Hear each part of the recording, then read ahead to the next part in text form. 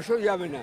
তিনি যদি অনধিক চার বছর নির্বাচনের কথা বলছেন, আমি তো বলবো অনধিক 10 বছরও বলেন না কেন, অনধিক 17 বছর বলেন না কেন। 17 বছর যদি আমাদের রাজত্ব করতে পারে, অনাচার করতে পারে, আর একটা লোক যদি 17 বছর ভালোভাবে রাজত্ব করতে পারে, তাকেই থাকতে দেন, সেটাও আমি বলতে পারি। আমি সেটা বলছি না।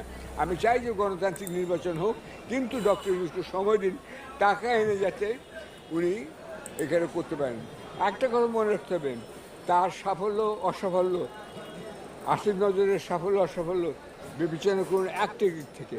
আজকে আমরা সবাই মুক্তভাবে কথা বলতে পারছি, আজকে আদালত চলছে, আজকে আদালত একটা নিরপেক্ষ ভূমিকা পালন করছে, দলীয়করণ হচ্ছে না। এটাই কিন্তু বড় সাফল্য। আপনার মনে রাখতে হবে, এই সাফল্য চোখে দেখা যাচ্ছে, এটাই বড় সাফল্য। তারপর জিনিসপত্রের দাম স্থিতিশীল আছে, এটা হচ্ছে সাফল্য। আমাকে যে এই যে মামলা, মিথ্যা মামলা থেকে